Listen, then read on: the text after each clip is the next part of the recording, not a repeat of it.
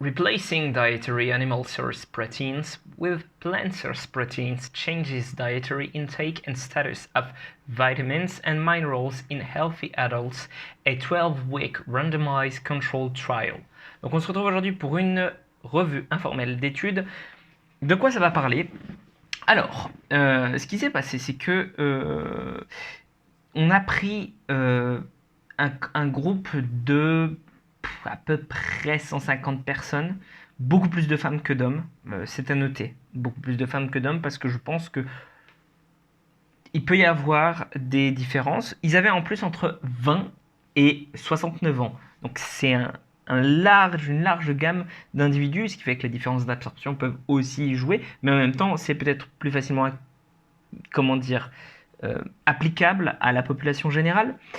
Et ce qu'ils leur ont fait faire, c'est qu'ils les ont divisés en trois groupes. Un groupe qui était 50-50 en termes de protéines animales, protéines végétales.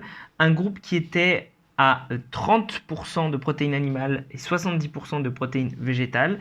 Et un groupe qui était à 70% de protéines d'origine animale et 30% d'origine végétale.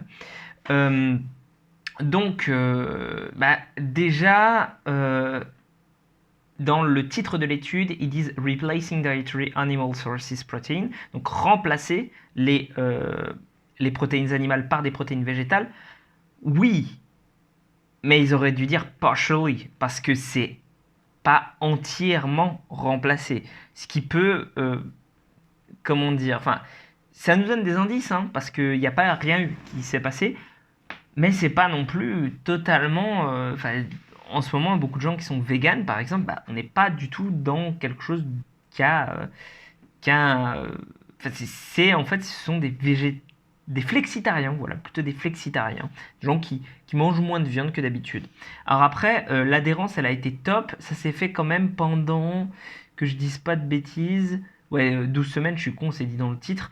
Donc 12 semaines, on pourrait se dire que c'est long, mais en vrai, c'est 4 mois, finalement, enfin c'est plus ou moins 4 mois.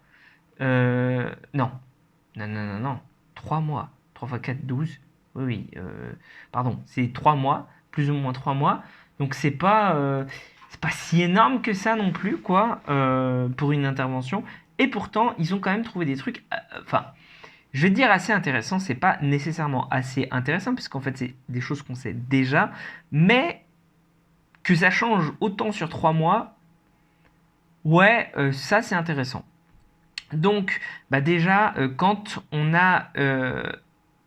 est avec plus de protéines végétales, il y a un gros drop en vitamine B12. Alors, ils ont utilisé des marqueurs, hein, c'était pas exactement, voilà, mais c'était la holostatine, je crois. Enfin, il y a un truc avec holo dedans, mais je suis.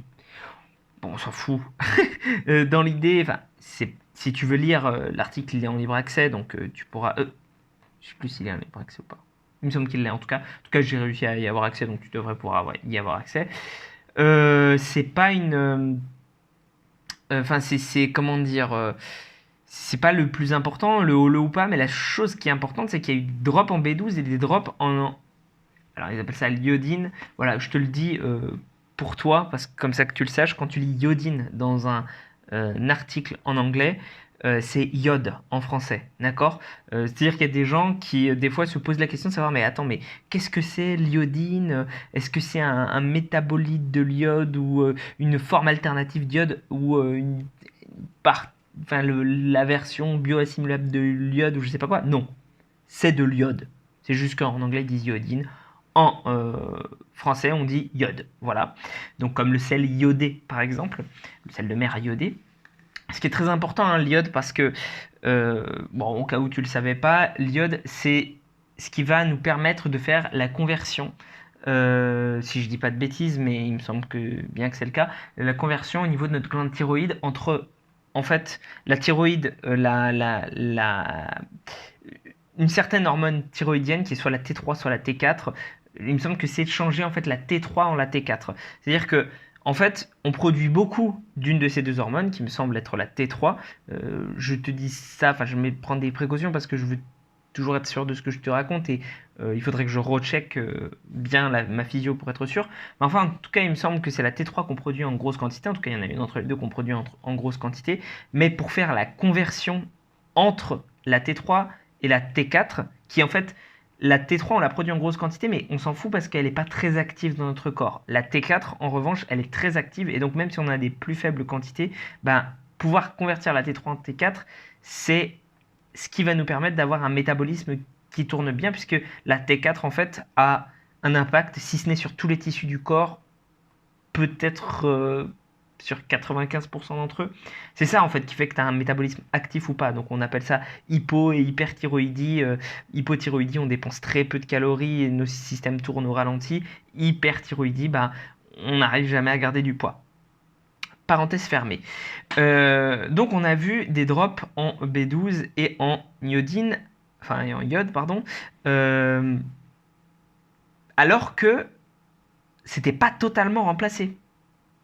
Et donc ce que je trouve intéressant, c'est que il semblerait que le lait, quand même, de ce qu'ils ont dit dans la discussion, il semblerait que le lait et les produits laitiers aident à pas faire baisser la B12 de façon aussi importante, donc peut-être que ça améliore la biodisponibilité. Bref, si vous êtes végétarien par exemple, ne lésinez pas sur les produits laitiers, en plus c'est très bon pour la santé, hein, malgré la propagande de Thierry Soucard qui va te dire que ça te nique les os, pas du tout. Enfin bon, je vous invite à lire le livre de Vassilis, dont j'ai fait une critique en revue, dans ces vidéos-là, qui est très bien, Le lait Anjou démon, qui explique un petit peu tout sur les produits laitiers. Du reste, voilà, on va pas rester là-dessus pendant des heures. On sait aussi que, ce qu'on a remarqué, et ce qu'on savait déjà en fait, c'est qu'il y a plus de fer dans les diètes végétales. Oui, dans les diètes végétales, il y a plus de fer. En revanche, il est très peu biodisponible.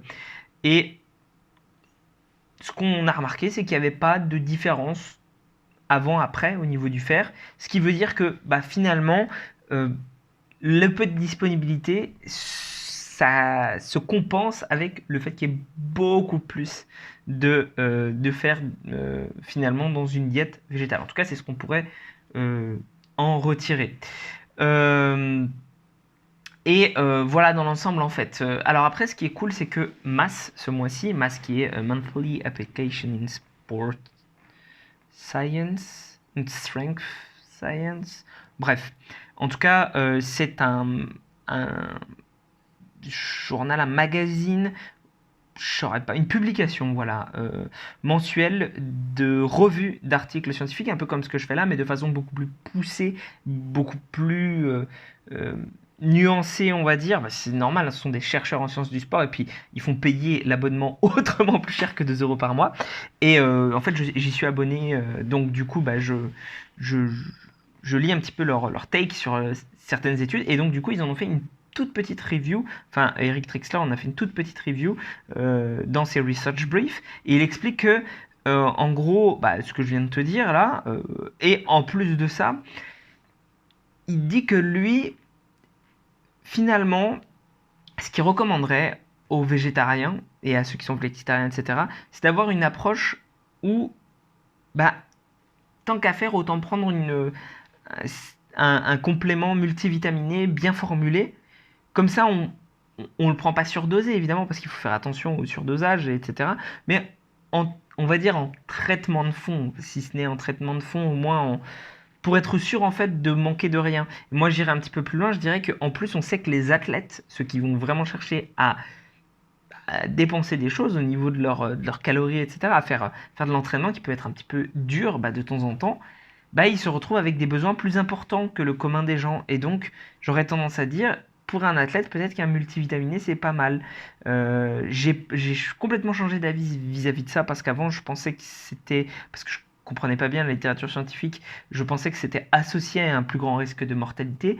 Mais il s'avère qu'en fait, oui, peut-être, mais peut-être que les gens aussi qui prennent des multivitaminés, ce sont des gens qui, de façon générale, ont un plus grand risque de mortalité, et c'est pour ça qu'ils prennent des multivitaminés au départ.